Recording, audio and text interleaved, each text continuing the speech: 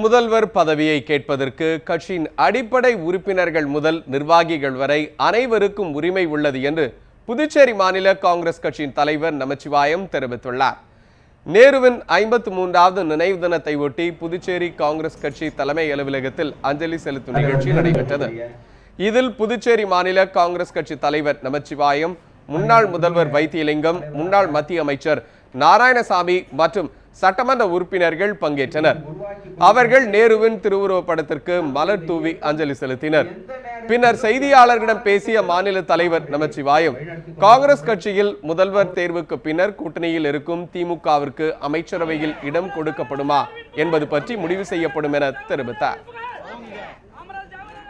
கட்சி என்னும் பொழுது போட்டி என்பது கேட்பதற்கு எல்லாருக்கும் உரிமை இருக்கின்றது. கட்சியில் உழைக்கிறவர்களுக்கு, கட்சியுடைய தலைவர்களுக்கு எல்லாருக்குமே அதனுடைய உரிமை இருக்கின்றது. யார் வேணா கேட்கறதுக்கு, கட்சியில் கிளைம் பண்றதுக்கு அவங்க ரைட்ஸ் இருக்குது. அதனால அது யாருமே அதை குறை சொல்ல முடியாது. யாரும் கேட்கக்கூடாது, போகக்கூடாதுன்னு குறை சொல்ல முடியாது. அந்தந்த ரைட்ஸை கிளைம் பண்றாங்க. இது எதா இருந்தாலும் அகில இந்திய தலைமை தான் முடிவெடுக்கும், எந்த முடிவாக இருந்தாலும்.